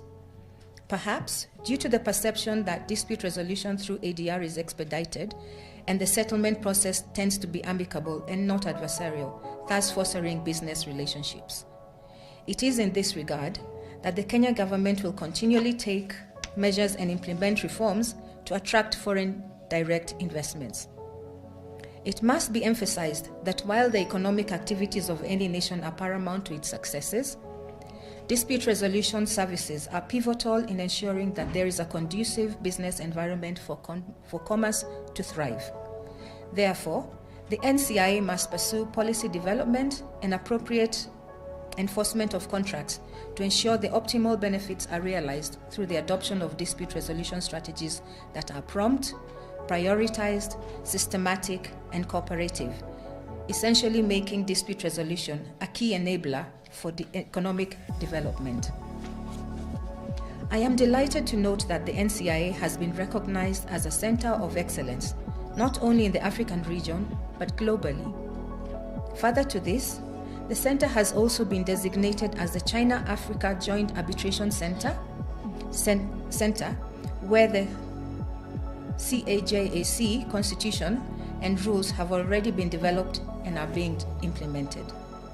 As a center of excellence, the NCIA has undertaken to develop a comprehensive and competitive arbitration and mediation international commercial investment training curriculum.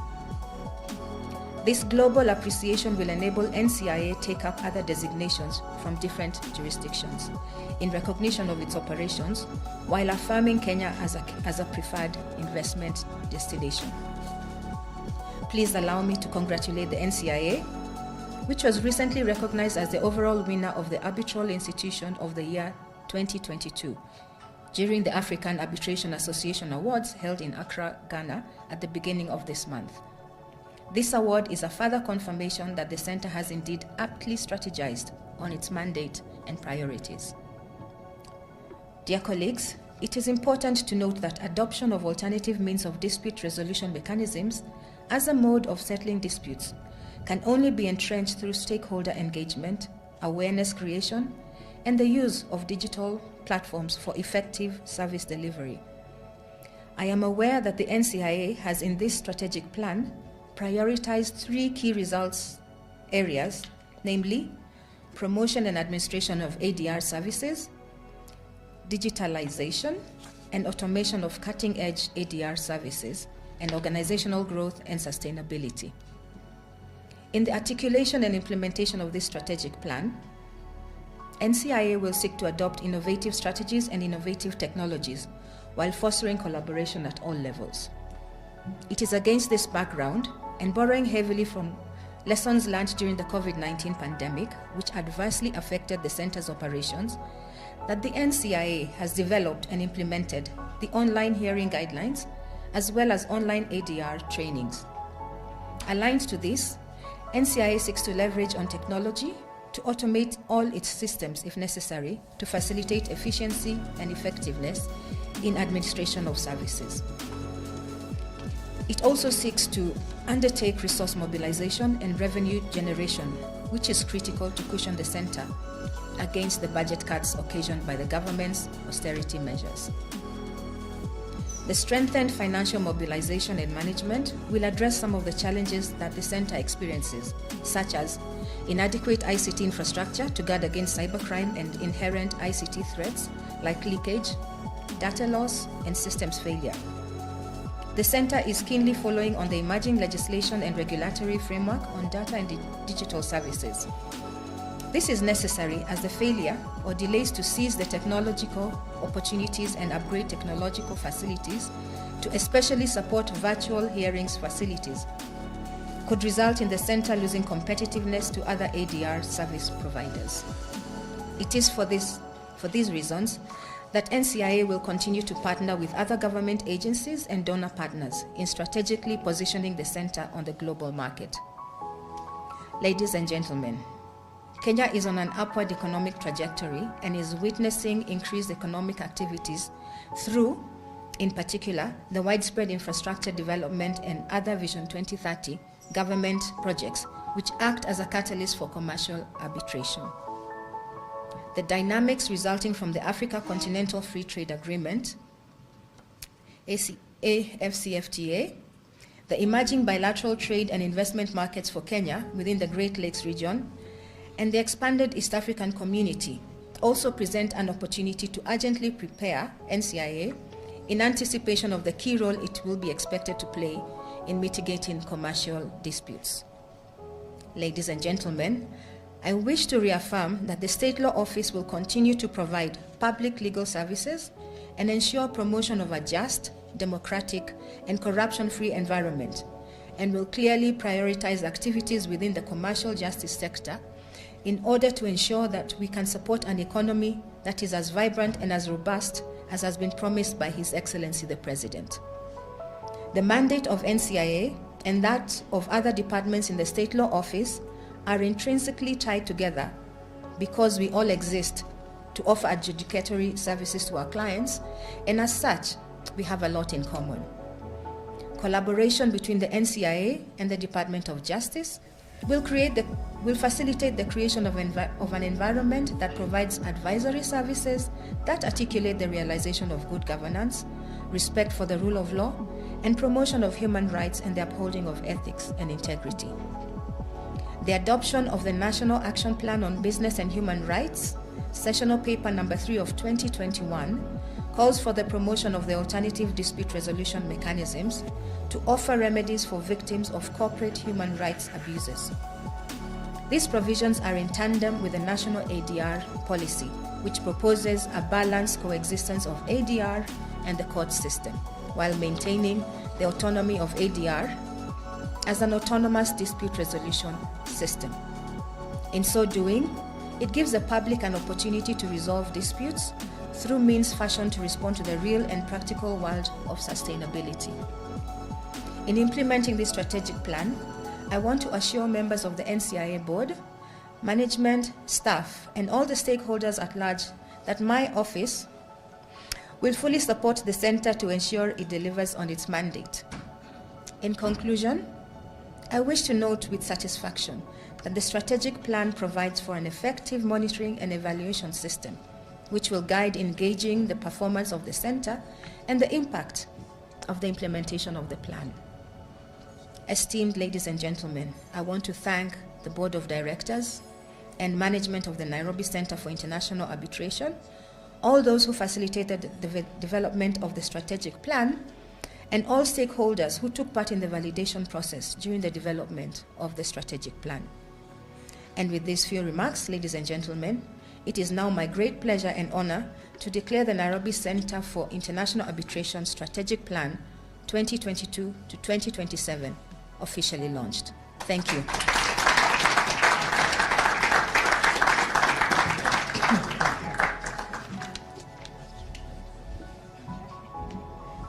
And so it is declared. So I want to request the Honorable Justice Eric Ogola, the members of the Board of Directors, to please come forward.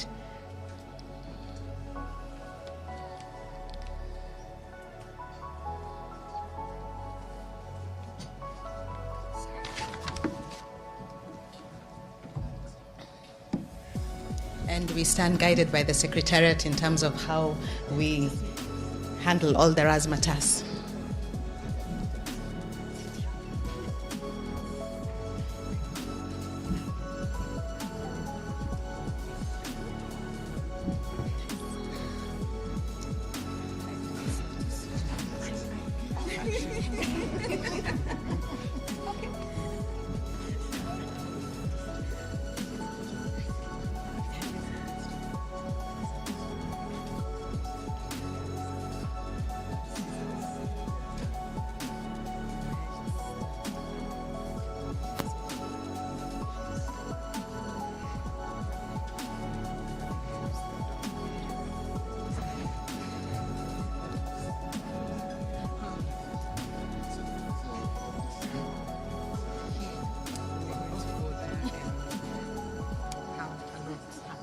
So Millicent.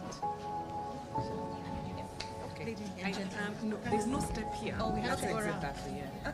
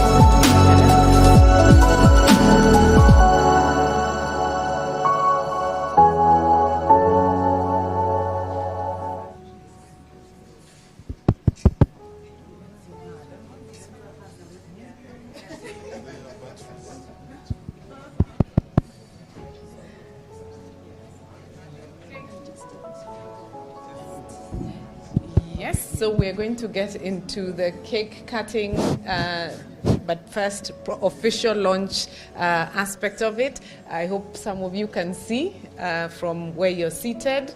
I will hopefully, may I please have maybe some music so that we can do a bit of a countdown? Steve?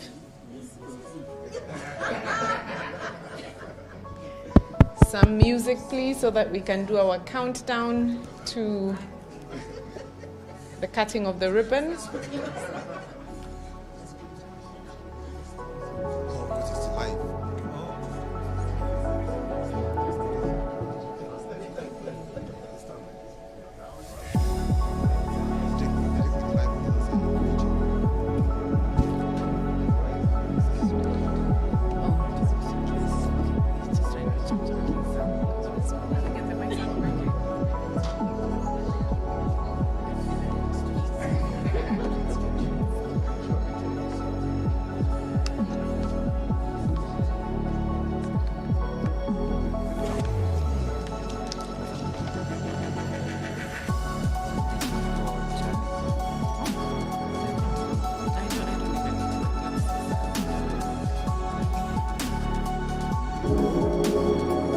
Fantastic.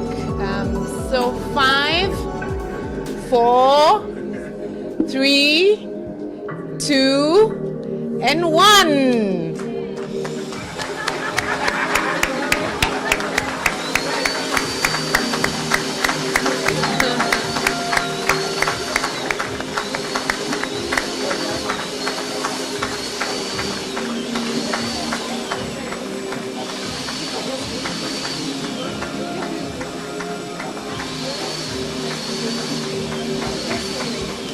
Cut the cake.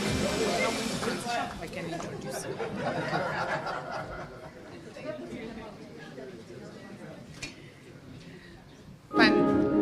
Reduce the volume, please. Just. Thank you so much. We will now have the next aspect, which is enjoyment of a bit of cake before we break for lunch. I want to introduce Director Lynette Vitisia to take us through the cake cutting. Thank you. Transition to the cake cutting. I welcome, please don't go. Please don't go away. I welcome the chair.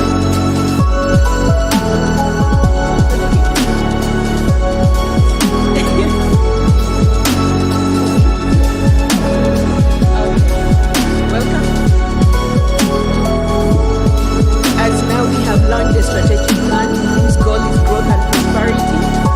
And now esteemed guests to be upstanding, even as we go to the cake cutting, as a welcome.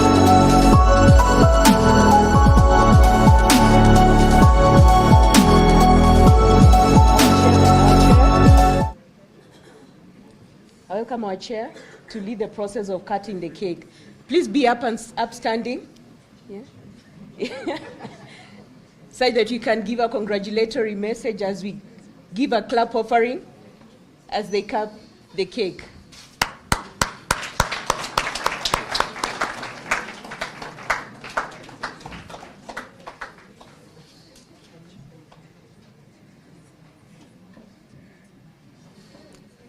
So to growth and sustainability. Thank you. Okay, you may now take your seats.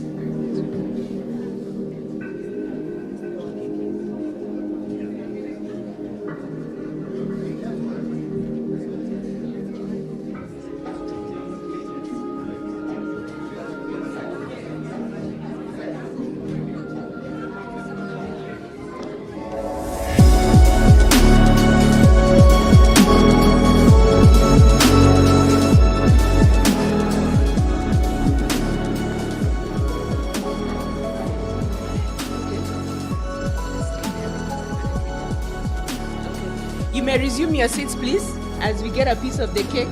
The sugar is going down. It's okay, we can start it.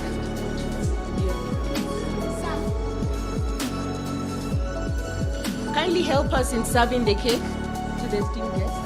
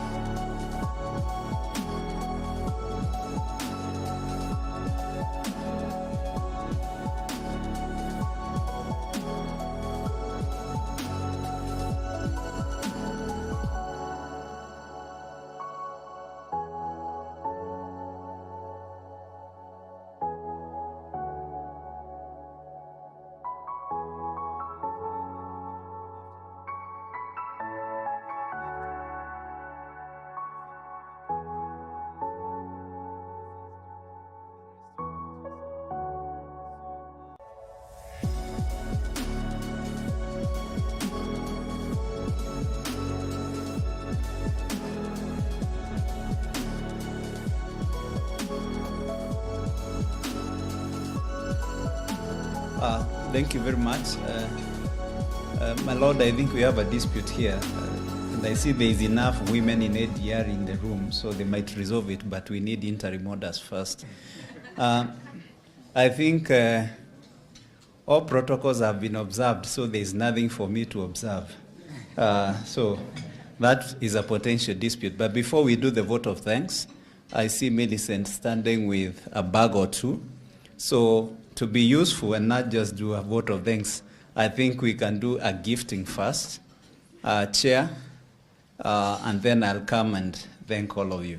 So let the chair come up and we do a gifting or two.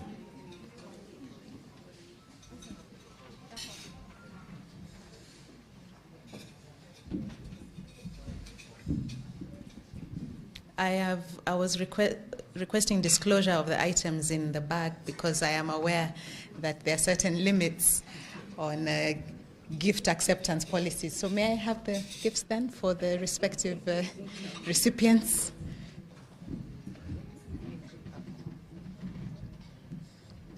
So firstly, Madam Jerry Wachira on behalf of the Honorable Attorney General. These are all branded NCIA items. So thank you on behalf of the Attorney General. Thank you very much. Thank you. Thank you. Thank you.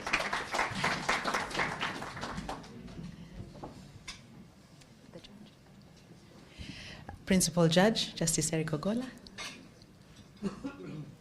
Again, similar disclosure of the contents. Is this on behalf of CJ or on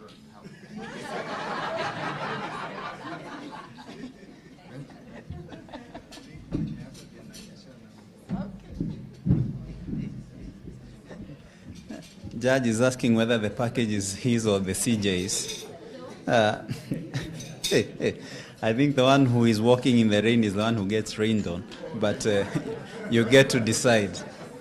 So, ladies and gentlemen, mine I think is the easiest task. As you enjoy cake, I would just want to pass a vote of thanks.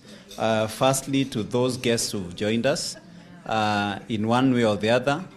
The Honorable the Attorney General, represented by Jerry Wachira. Very happy to see you after a long time. The Honorable the Chief Justice, in her own capacity, represented by the Principal Judge of the High Court, the Honorable Justice Eric Ogola.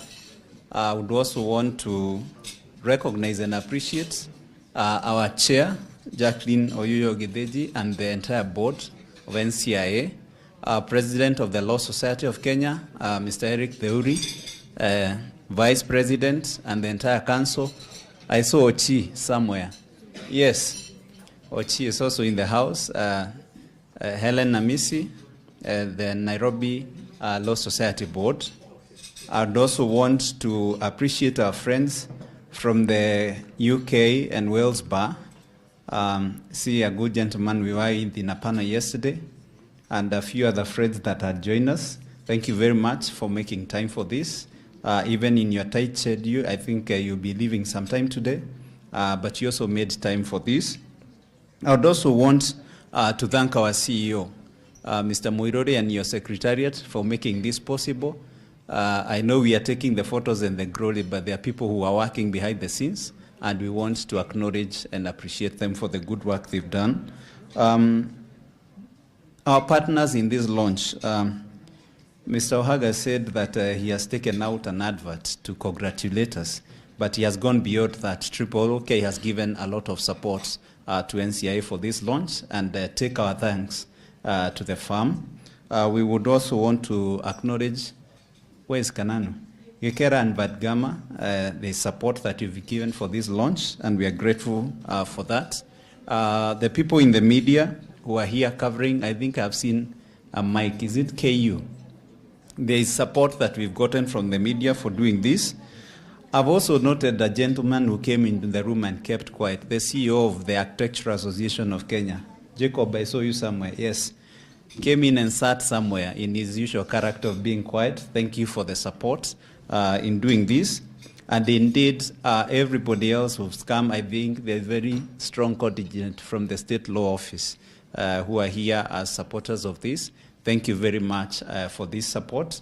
And everybody else, the practitioners in the room of ADR, we are doing this together, and we are very grateful for your support. As indicated earlier, lunch is served in the restaurants below here will be directed. You pick your voucher on the floor just below this one, and then you'll be directed where we are having our lunch.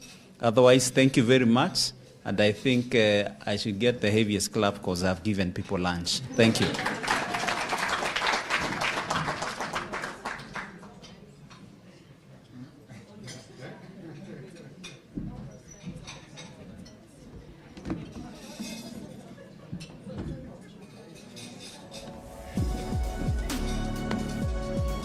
So after you get a piece of cake, mix, mingle, pick your voucher, and enjoy your lunch. Do I drop the mic? All right.